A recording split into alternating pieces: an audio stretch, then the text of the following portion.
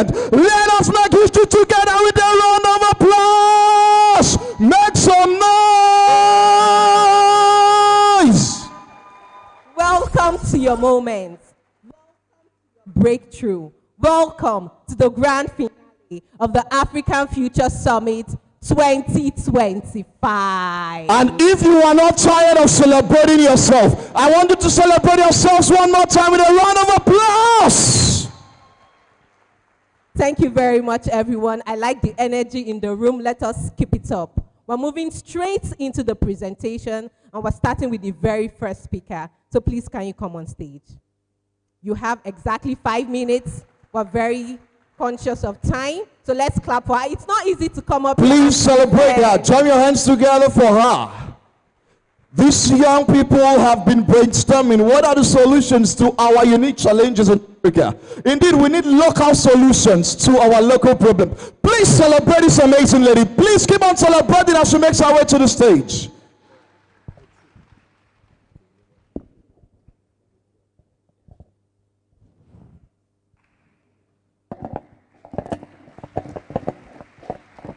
Good morning, everybody. Okay, so my name is Kemi Oyaga. I am from Team EAC, and we stand for Educate, Act, Care. So EAC, thank you guys. So those are my team members. So EAC, one of our slogans, one of the things that was central to us was taking action for the future and now. So it was so amazing when Daniel and Ms. Ejiro was talking about the future is now. So very quickly, we have 3 basic ideas that we had, and they revolved around the SDG goals 13, 4, and 3. That is climate action, education, and health and well-being. So first of all, the first idea, which is centered around goal 13, climate action. So basically, we had the problem statement. And what's the problem statement? The problem statement was that there was a huge lack of sensitization amongst young people, basically children of primary school age and junior secondary school age. We realized that a lot of them did not actually pay attention, or a lot of them are not actually paying enough attention to the issues surrounding climate, global warming, waste disposal, and everything revolving climate action. And to solve that problem, we came up with the Green Ambassador Initiative, or the Green Ambassador Program. So the Green Ambassador Initiative is an initiative that will work very closely with the UN and UNICEF, as well as other international organizations. And this, next slide please. And this initiative would work with the UNICEF and UN to ensure that a selected ambassador is picked from a certain schools. There are going to be competitions that will be held, essay competitions and quiz competitions. And those that emerge winners of those competitions will be selected as green ambassadors. And the duty of those green ambassadors is to ensure that they promote taking climate action in their local communities, in their schools. So they would open a green club or a green hub where they organize different events, competitions. We have artists among some of these children that could create waste out of plastic bottles. So those are the things that those children are going to do. And also those children are not going to be alone. They're also going to be working with mentors in the UN, mentors in UNICEF and international organizations to make sure that their dreams come to light. Now the second idea is centered around SDG 3, which is good health and well-being. We discovered that in Nigeria, there are not enough people who pay attention to issues surrounding mental health. There is this negative narrative surrounding mental health. And to provide solutions to that problem, we decided to create mental health clinics, local community mental health clinics, and safe spaces where people can have conversations about mental health. You may not be having a mental breakdown, you may just be having anxiety issues. So that is what the clinic is for, to ensure that you have a voice and you have people that are willing to support you and communicate with you concerning your mental health. And finally, the last idea is about SDG 3, which is quality education. And its theme is equity in education, the foundation for sustainable development. Every child has a right to education, but the fact that it is not to be overemphasized that children in Nigeria, you will surprise even in Lagos State, do not have enough access to education. And how do we plan to solve that problem? By going directly to the source, advocating and pushing for policies that ensure that children in local communities have access to education. Thank you so much for listening to me. Please celebrate Group ESC. Thank you, thank you. Thank you. That was a wonderful presentation. At this time, we'll be inviting the second group to come and share with us their wonderful idea. Please put your hands together for Bishop Howell Secondary School. Please celebrate them. They are the future which we are indeed engineering. Please celebrate them as they walk up to the stage. It's not easy. It's not easy. Thank you, thank you, thank you. She's walking so elegantly. Please celebrate this beautiful young lady one more time. Celebrate her. Thank you. Good morning. Sorry, good afternoon. So, my name is Harris Adiola, and I'm a representative of Bishop Howell's Memorial Grammar School. So, today, I would like to share our SDG. We picked quality education. So our problem under quality education is low salaries or no payment of salaries to the educators, leading to strike. To emphasize more on my problem, I would like to give a story. I know of a friend whose brother got admission, whose brother left secondary school around 2018. Up till now, he's still in university and he hasn't graduated. And I feel like it is because when these educators, for example, Unilag, this school goes on a lot of strikes, and this causes these young minds not to graduate early. Thank you. So imagine a person entering university to study a course of just 3 years, and then strike happens, and for 7 years, the person is still in uni. Some people might just lose the enthusiasm and just decide to drop out from university. Some might just go and get like a job, maybe hairdressing or something, and limit their potential. This is a problem in Africa, especially Nigeria. Most federal schools, they don't pay their lecturers enough money to sustain them, and they go on strike. Even secondary schools and primary schools. And these students are left stranded because they have nothing else to do. And because of shame of not graduating, maybe your peers that are in private schools have graduated. People might even commit suicide that, I should have been working as like an accountant now, and for 3 years, I've still been in school. My mates are graduating, my mates have jobs, see me here. And I feel like to solve this problem, we should create a civil society that would check and balance the government in charge of paying these lecturers. If a civil society is created, the government would be on their feet. They would want to rush up and pay these lecturers. They want to increase the salaries of these lecturers. As far as the civil society is taking action, this government will not be able to forget about the lecturers, leading to fast graduation from the university. Thank you. Oh my God, are you seeing what I'm seeing? If you are proud of the brilliance of the African in which we have just seen, I want you to jam your hands together for her. Thank you, Bishop Howell's Memorial Grammar School. That was an amazing one. So fantastic. At this point, we would like to invite the third presenter to the stage. Thank you.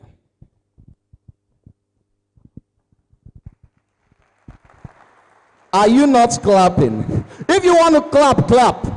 If you want to clap, clap. This is the oldest secondary school in Nigeria, CMS Grammar School. I want you to celebrate them.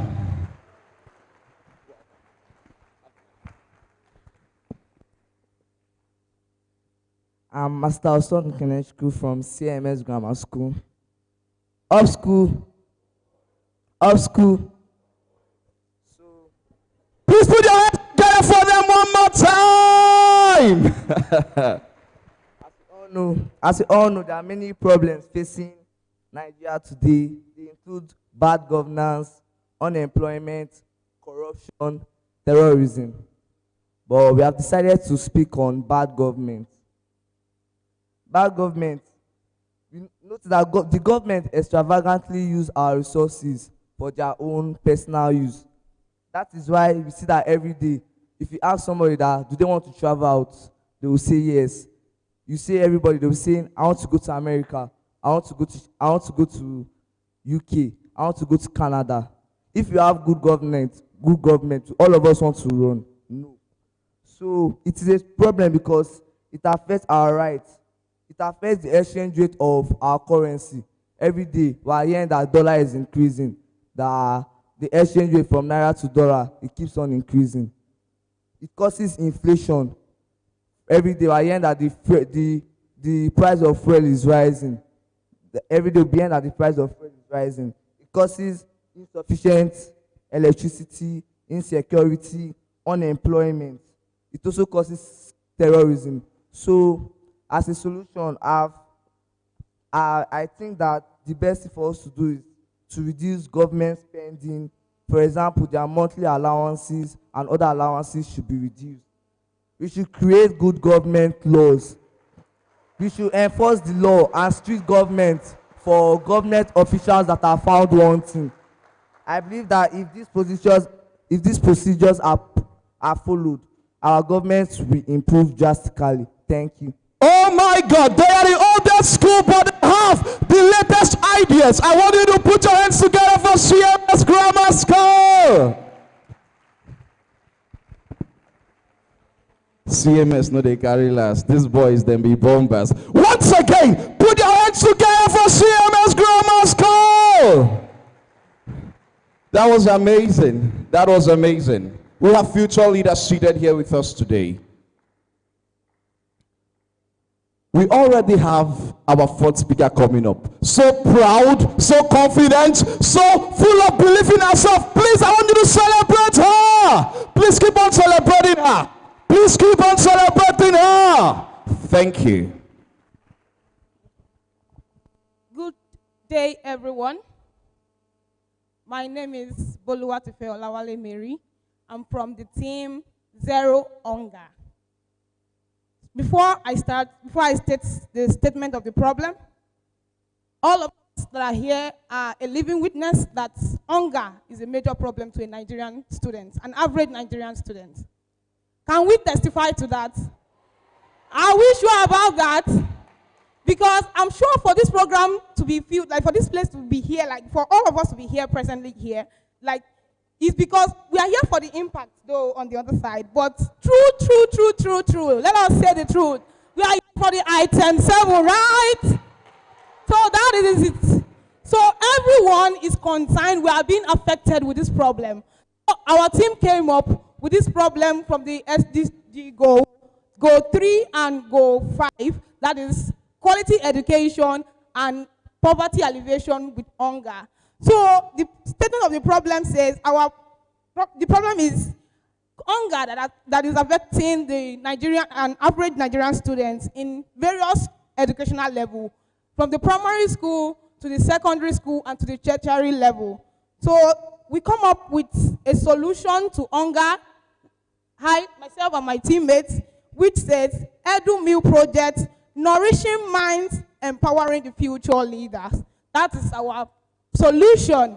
Edu Meal Project, nourishing minds and empowering future leaders. It's only when a child is well fed with appropriate nutrition that it can produce well or listen to a teacher attentively in the classroom setting.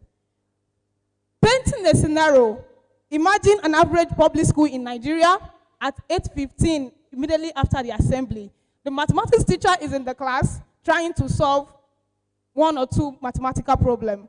And the learner, one is either late, while the other is well dressed, and the other is thinking about food, while some, their mind is even lost because of the home where they find themselves, where they're coming from. Their minds are not settled, so they cannot pay attention. And that is why we feel that if NGOs or that can partner, or farmers that can partner in supporting this system to provide foods and make provisions for little educational materials in order to help these children that are going through hunger, and especially for tertiary institution students towards examination. We discovered that our jobs are no longer in place. We are stranded, kind of. So if government or NGOs can support us with feeding allowance or a meal per, even if it's just a meal per day, it will go a long way. Thank you very much.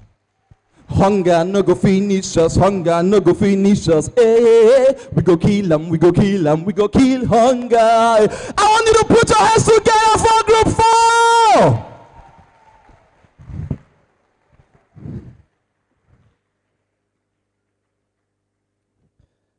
At this point, we have another group with brilliant ideas. Indeed, Africa is the future. With that solid confidence, with the belief in your identity, I want you to march forward. Please put your hands together for this amazing man. Put your hands together for this handsome young man. Please keep on celebrating him as he makes his way to the stage. It's not easy. It's not easy. Please keep on celebrating him. If you are proud of the African identity, if you are proud of the African youth, I want you to celebrate group 5.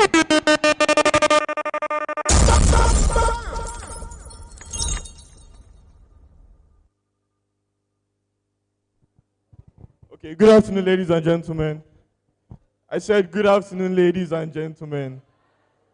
Thank you very much. My name is Bello Amoka Benedict. I am a 100-level student of the Department of Civil and Environmental Engineering. And today I will be buttressing some points that we mentioned previously yesterday. I will be mentioning some problems and some potential solutions that we can implement. Okay, so firstly, I want to talk about the problem of climate change. Sorry, education. We're going to speak on the problem of education. Now, yesterday, we were educated, we were enlightened to see the need for holistic education, not just education on a theoretical level, but also on a practical level that broadens the opportunities available to students, such that they are not just one-sided people, but then they have many opportunities that they can capitalize on to improve the situation of the African continent and the situation of the country at large. Because the fact remains that only we can build our future, only we can build our continent, and only we can build our nation. So it is very important for us to build our citizens, our youths, to be able to handle these problems. Now, how do we seek to do that?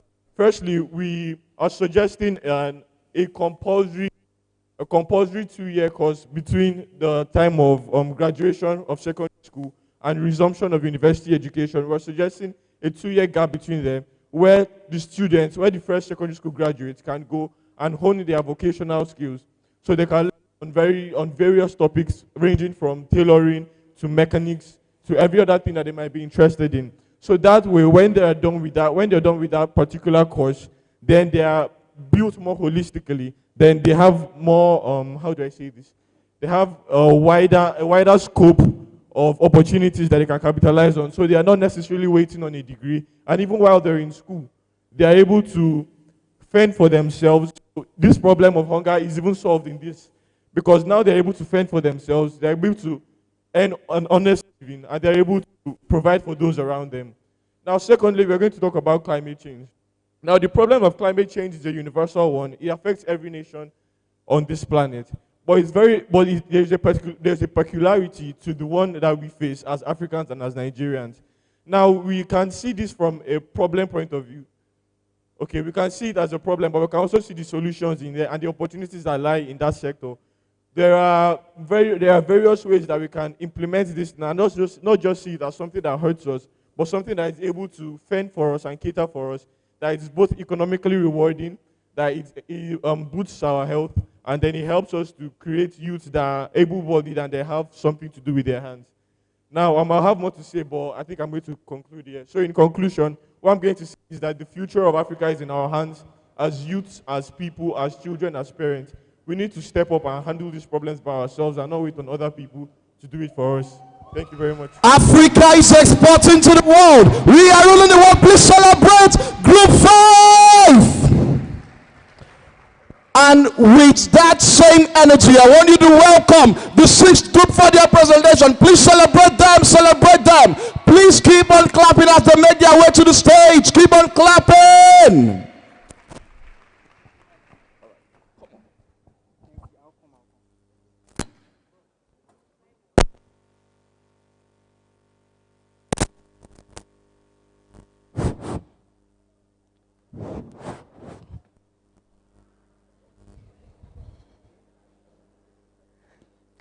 So, good afternoon, everyone. First of all, let's leave the introduction behind. Do we know that we talk about the future, we talk about leaders, we talk about how Africans can impact the future, how we can build an avenue whereby we're creating, innovating, and at the same time, building new things, AI, coding, everything's like this. But where do we make those changes? For any changes that we're thinking about in the world now, we need to create an avenue where those changes are being made. And that's why we have to protect the earth. We have to protect the earth where we are so that the future generations can make a change. Even if there's any change we're planning, there has to be a place, a safe avenue where that change is being made. And that's why I'm bringing a solution from the team Platinum. The solution is featuring climate change and how we can tackle SDG Goal 12, which is renewable consumption and production. This solution is about bringing into universities a digital platform. Digital platform is going to be combined with so many solutions that tackle residencies in the universities like campus and so many other places. And that's why we are bringing into the universities what we call the Recycle Unilag. This idea is going to be impacted by semester, where we can drop and claim any idea, any things that we're not using again. For example, like textbook and other materials. I recently talked to one of my friends, and he said that after this semester, I will go burn on my book, I will throw everything away. Because these courses, they vex me. Even this textbook, they vex me as I read them, because this courses, imagine reading a book overnight and getting a B. So I had this from him, and I was like, you will burn those books. What do you think about the climate change and everything that is going to be impacting the climate and everything? And he said he does not care. But where do we make those change? So we're going to be making an announcement, like a campaign, where you can drop your load, and you can drop gadgets at designated campus points or hostel common areas. Volunteers can help sort and categorize items by type and condition. We also create a digital catalog where you can sign up and list your ideas, where volunteers create a simple digital catalog or photo list that is available for them, where they can showcase the items or data that is going to be shared. So with items and book, you can swap. For example, if you're in 100 level, you can swap the 200 level guy your books instead of throwing them away and wasting it. So about the second point, where is the second semester? We can also claim and pick up like books from the digital platform. So we set up pickup stations in hostels and faculty buildings where claimed items are laid out by category. Students can pick up their claimed items by pointing or dropping during a scheduled window. For example, like the first 2 weeks of the semester. So there are also bonus for first come and first serve in open days. After the claim period, leftover items can be donated for any campus user at no cost, promoting community sharing. We can also partner with university students. We can also partner with university companies like the Renewable Ops, and we can also partner with faculties for course specialized textbook so that we can be able to share them for students in need. And we're also introducing the swap or pay token system where you can either drop or take one at a time. For example, if you don't have something you want to exchange for another material, you can bring out like a small token where you can exchange what you want to give out. So that's my solution. Thank you. I'm Yasin Lasisi. The African youth is creative. The African youth is innovative. Please, with a round of applause, I want you to celebrate this group. Please celebrate them. Thank you very much. So hold on, please. We're going to have our panel session come up, and then we would continue with the solutions. I think we have 3 or 4 teams left. 4, great. We have 4 teams left, so we're going to have our panel session first before we continue. Hope we're good.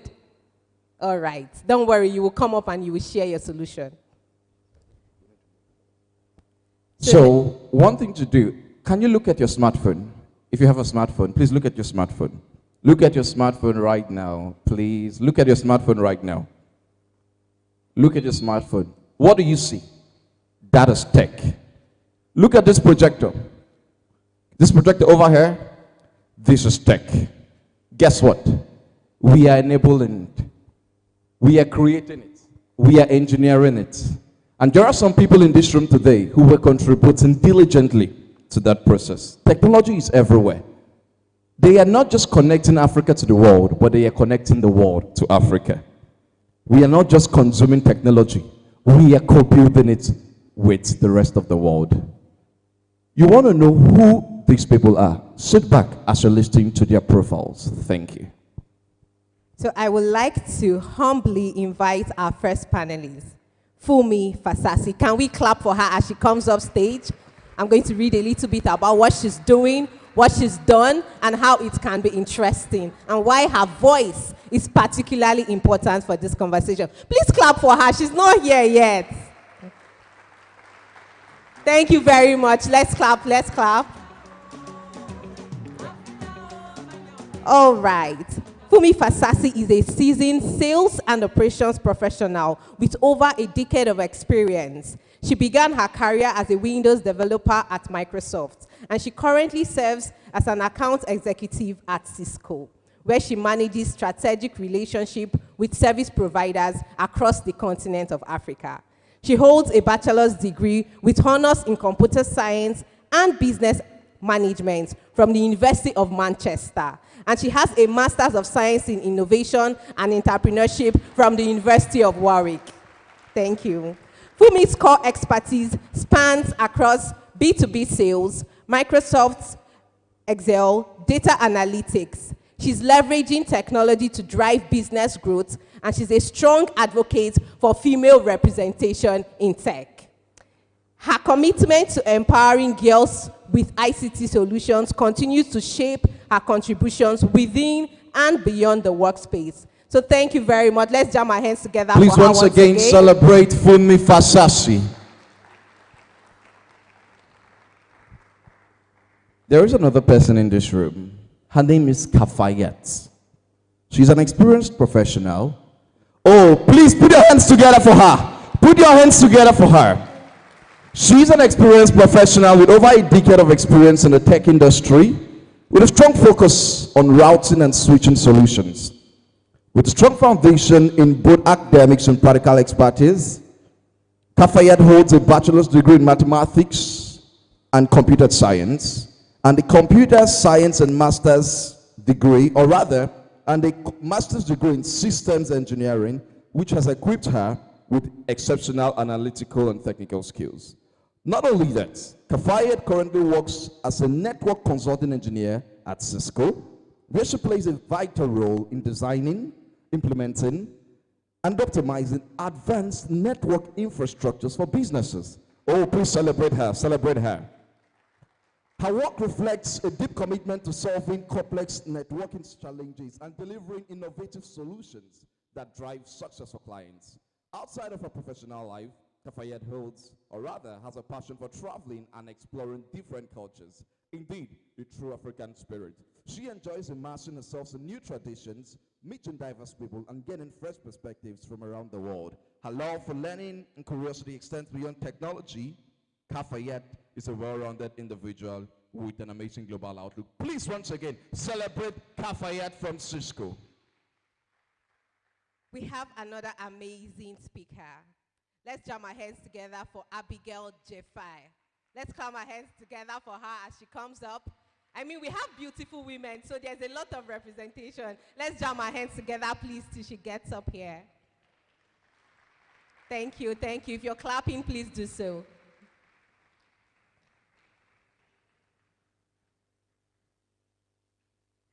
Abigail, fondly called Abby, is a technology enthusiast with years of experience in the network engineering field. As an IoT solutions engineer at Cisco, she collaborates with relevant stakeholders to develop industrial IoT-focused architects for customers across Europe, the Middle East, and Africa.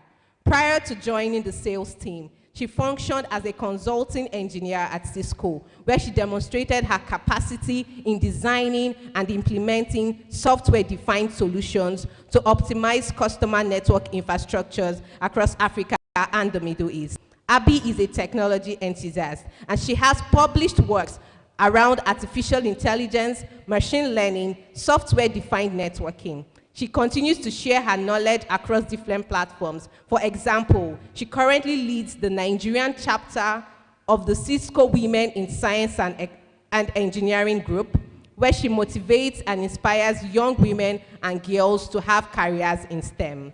Abby is passionate about making network engineering cool again. Please, let's jam our hands together for her.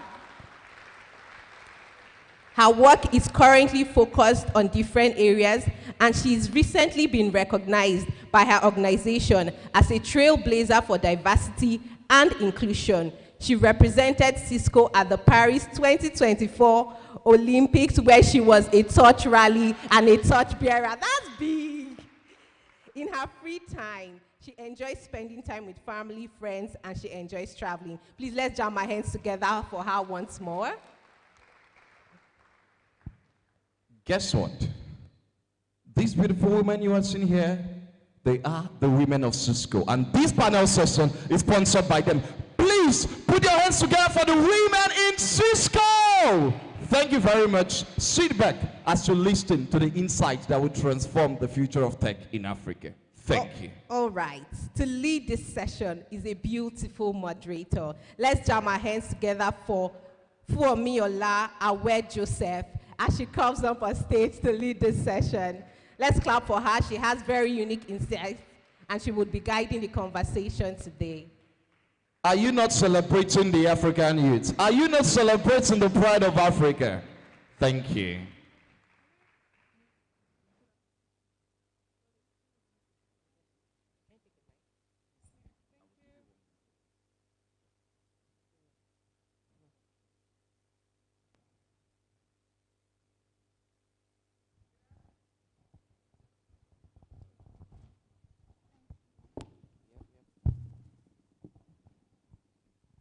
Good afternoon, everyone.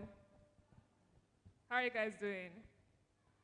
Are you sure? You guys are sounding very boring. How are you guys doing today? Are you sure? This is day 3. I need more energy. How are you guys doing today? All right. So we're going to be talking about a very important topic today and a very important session. I'm sure most of us have heard about tech bros, tech girlies, and we're here with the lovely women of Cisco. Can we have a round of applause for them? All right, so in this emerging economy, we see so many young people who are looking at careers in the technology field.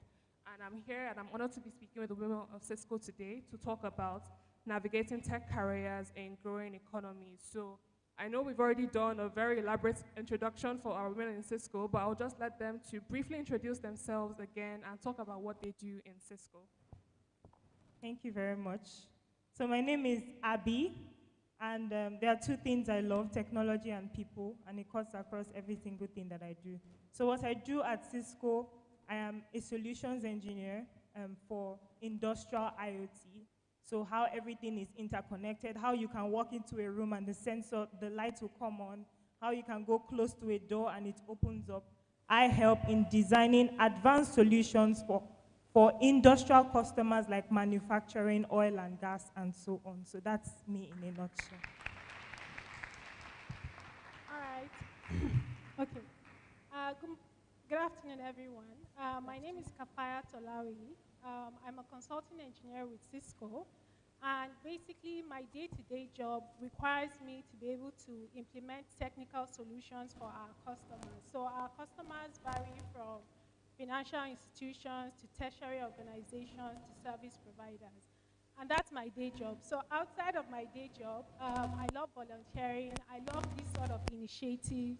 The presentations today have been super fantastic. I've got a lot of inspiration. So thank you so much for sharing out of your own wealth of knowledge. Okay. Good afternoon, everyone. My name is Fumi Fasasi. I'm honored to be here today. What I do at Cisco, so very different from these ladies, I am in sales. So I have a background in both computer science and business management. And what that means is that I understand the technology, but I also understand the business side of things. So what I do every single day is I talk to our lovely customers about Cisco solutions and why they should buy it. I have a sales number and I go after it. So that's what I do. Thank you. Awesome. Thank you so much, everyone, for your very insightful introductions.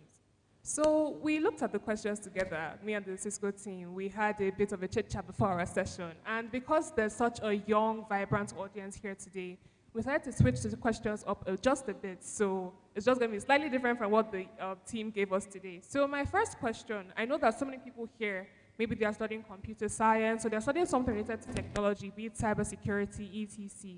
But my first question for everyone, it's a general question, is what advice would you give to young people who want to break into careers in tech? So I think I'll start with Abigail. Okay, thank you. So I have so much advice to give to young people. I wrote them down so that I will not forget. First one, there's so many careers out there. A lot of people look, they see cybersecurity, network engineering, software development, artificial intelligence, and you're confused as to what you actually want to do. So I would always tell people, be open to exploring. Why you should explore is because you are able to identify your strengths and your weaknesses. The goal is that you want to invest more in your strengths than to focus on your weakness. So by the time you're done exploring, you know your strengths and you go and chase your strengths. The next thing is that you should always look for how to add value. I would always say there's nothing wrong with being a tailor. There's nothing wrong with being a makeup artist. But imagine if you were a tailor, that when people come into your shop, they are looking for designs, you open your phone, you take a picture of them, and then there is a tech enabler or an application that shows them the kind of styles that would fit them. Or a makeup artist that you come in, you take their pictures, you show them how this particular makeup would look on their face. That's how our approach should be to adding tech as an enabler for whatever it is that you do. It's not compulsory you become a cybersecurity specialist or any other thing. And then the last thing I would always say is that your dreams are very valid. When I was very young, I used to always get excited when I see people coming on stage to speak. And so my advice to you today would be that as you're seeing us, just do chakam, like do your eyes, chakam, I will be there. So know that your dreams are very, very valid. Thank you. Thank you so, so much, Abigail. All right, so I'll be moving on to Kafi at the same question. What advice would you give to young people who want to break into careers in tech? Okay, so my advice would definitely be bold. There is nothing that is super difficult, no matter how much you think that this looks really, really difficult. Be bold to ask questions. Be bold to form a network with people. We had people present in groups today, right? I'm not sure if they all belong to the same school or they just formed the group here. But be bold to explore new opportunities. Because when you're bold, you're opening yourself up to learn. Yes, you might make mistakes, but in the learning phase, people are usually kind. People are a lot more kinder than you actually think. So be bold to learn new things, be bold to ask questions, be bold to raise your hand to volunteer. We have so many volunteers here today, and they've done fantastically well. So be bold. That's literally one thing that I would want to share. Okay. All right, thank you. Thank you so much. All right, Fumi, please Okay. go ahead. So I think from me it's two things. The first thing is I would advise you to do it because you find it interesting and not because it's the cool thing to do. Because I think similar to what Abby has said, there's so many different categories and so many different, facets to it. I started off my career as a developer. I was a developer sitting at my laptop, writing code, and I realized I didn't like it because I love talking to people. I'm an extrovert. I like talking to people. I like spending my time with people, old, young. Put me in front of anyone and I'll speak to them. So I think for me, I realized that I still like tech, but I want to be in a function where I can speak to people every day. And so I took my skills of talking to people, I took my skills of understanding the technology, and that's why I became, a person in sales. The second thing I would say is to find a support system. I think we're now competing a lot with our friends instead of collaborating with them. And so what I would say is find your support system, find people that you can work with, find people you can talk to. As Kafayat said, people are very kind. People are kinder than you think. So my advice to you when you're starting off is to find people, I would say mentorship is a really good way to go. But mentorship doesn't have to be a formal thing. You come to the person and say, oh, please, you're my mentor. It could actually just be watching people and seeing how they behave. So a support system is very important. Thank you. Thank you so much. Thank you so much, Fumi. I think I'll stay with you with my next question for you. So how do you stay up to date with the latest technology trends and market development in Africa? And how do you apply that knowledge to drive sales and growth? Okay. So I think because I have a genuine interest, I tend to gravitate towards the things that I enjoy. So, everybody here, social media is nice and it's trendy, but when you open up my social media, when you open up yours, it tends to be a bit different. Social media for me is a learning opportunity. Not all the time, of course. Sometimes I use it to distress. But I actually keep in touch with a lot of the trends that are going on. I keep in touch with a lot of things that are relevant to my job. So right now, my current role, I support service providers across Africa. And so what that means is working in the service provider space. So specifically, I work with telcos. And so I want to know about what's going on. I want to know about what's going on with MTN. I want to know what's going on with Airtel. I want to know what's going on with Glo and all other service providers out there. So just because I'm interested in it, I naturally look out for things that pertain to it and I dig deeper into that. Also, for me, when you want to do something and you're focused on what you want to do, don't let anybody tell you that you can't do it. Focus on it and dive deeper. So I think also, the blogs, just going online, your tool is your phone.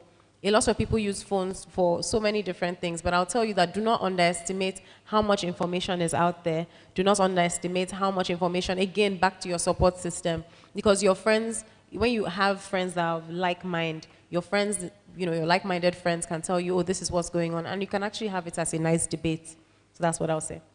Awesome. Can we give a round of applause for this for me? All right, so,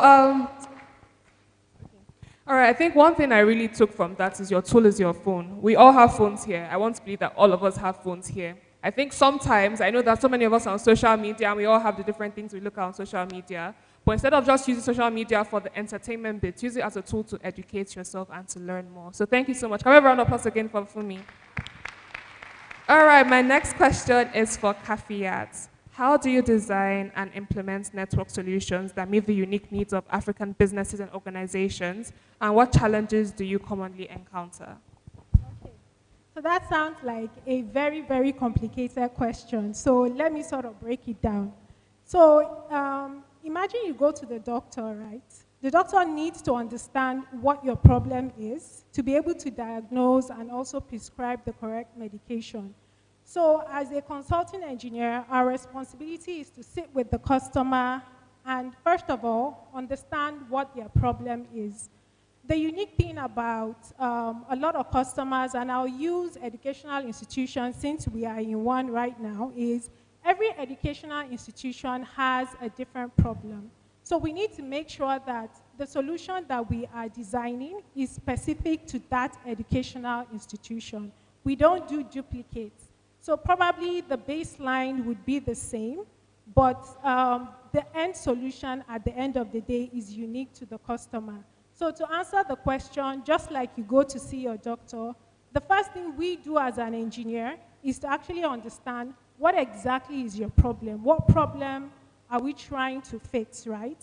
And then unique to Africa, we need to make sure that there is that connection between the customer and the solution that we are providing. And so that's why Cisco hires engineers like me. I'm locally resident in Nigeria, and as a result, I'm able to relate to the African culture, to understand that when I get on a call, and probably my customers are a bit delayed in joining, I don't just abruptly leave the call. It's the Nigerian culture not to join sessions early. And it's not a sign of disrespect, it's just because that's what we do normally. And then to understand the language, what kind of language can I use in a specific setting? And then we now go into the solution itself. So we've heard a lot about the SDG goals and also the challenges that we are trying to tackle.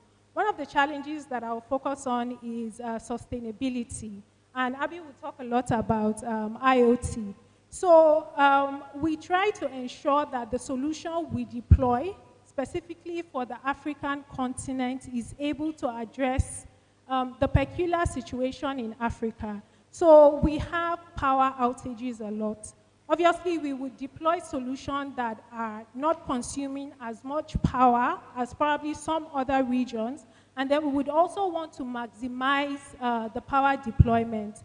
So for example, we have switches that are called power over Ethernet. These switches are able to power devices that are connected to them. And these kind of solutions will be more specific to the African environment. So our moderator also spoke about challenges. For me, I see these challenges as opportunity for innovation. So some people might say insecurity is a challenge, but I see it as an opportunity to innovate solutions specific for Africa.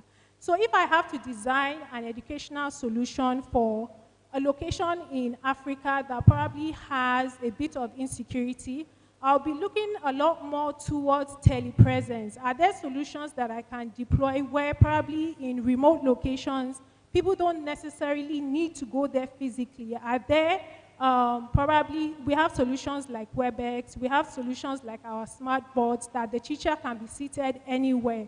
So we try to ensure that the solutions that we deploy, we build in innovation based on the location that we are finding ourselves in, and in this case, Africa. So thank you.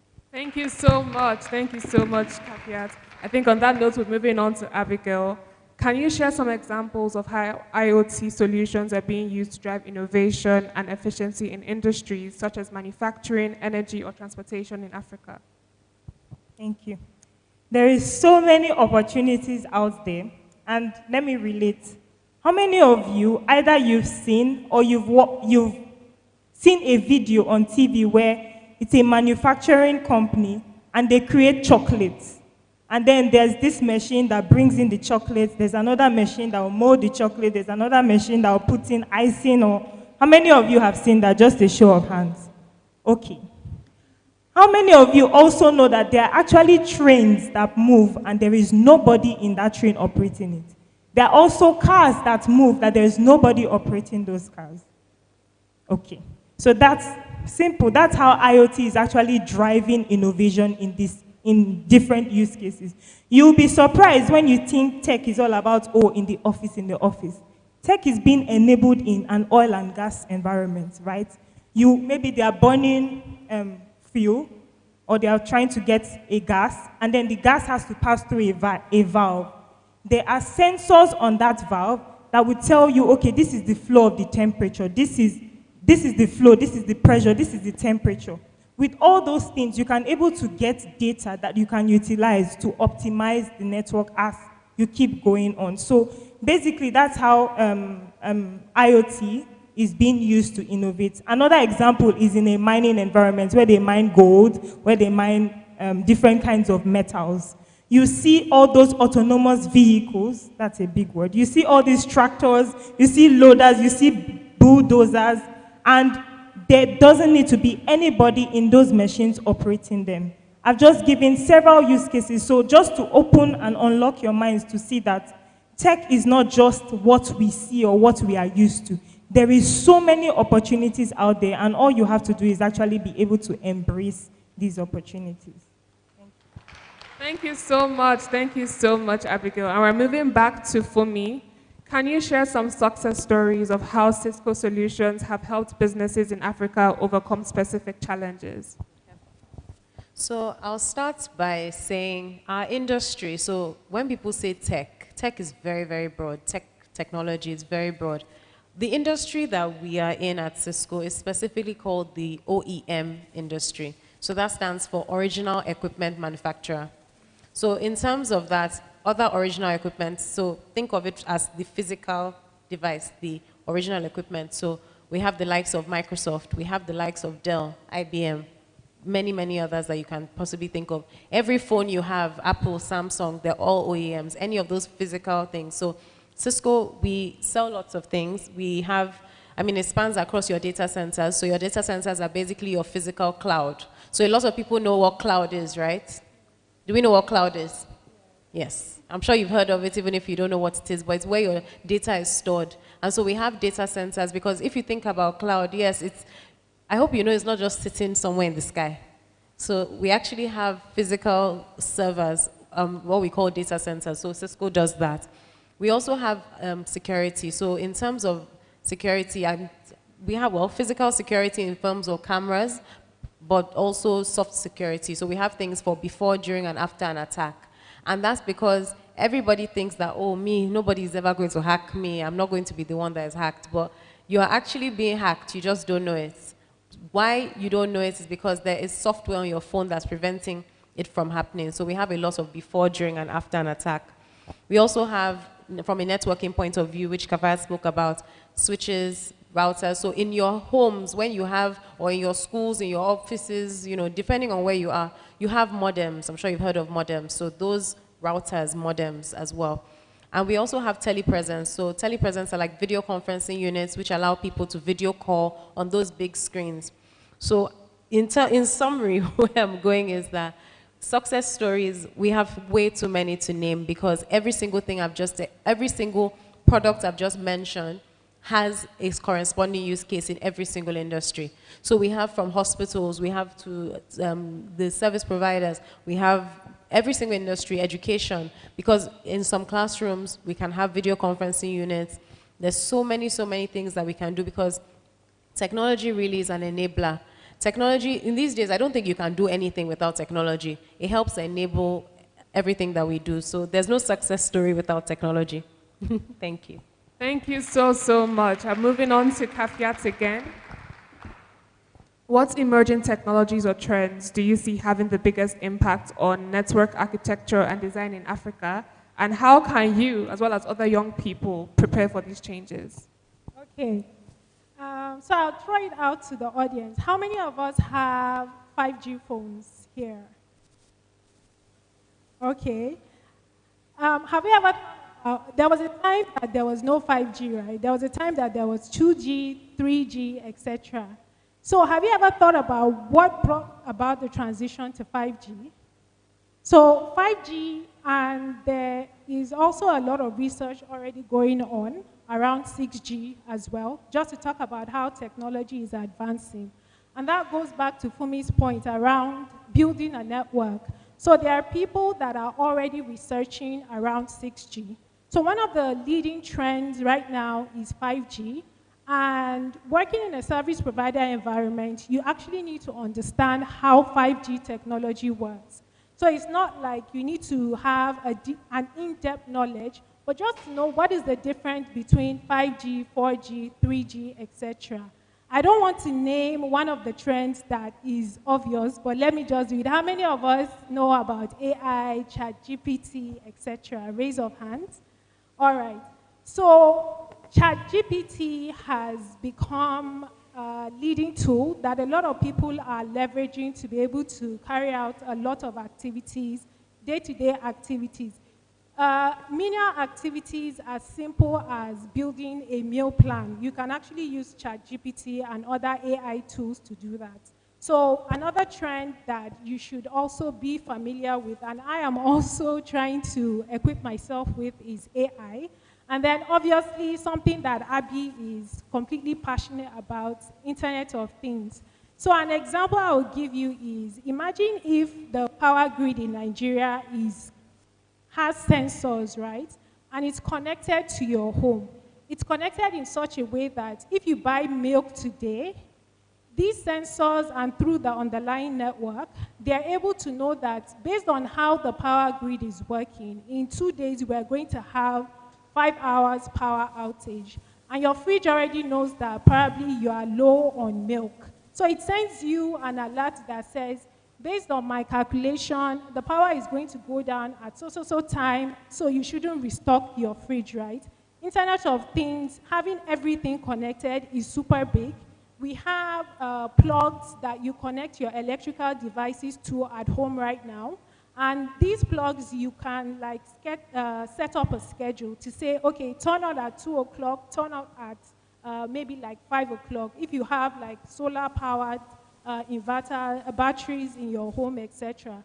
So to my point, there are so many trends, but just like Abby and Fumi have mentioned, focus on one. If you want to be the trailblazer for 5G, focus on 5G, understand how 5G is a differentiating trend and also a differentiating technology. If you want to be a trailblazer for IoT, focus on that.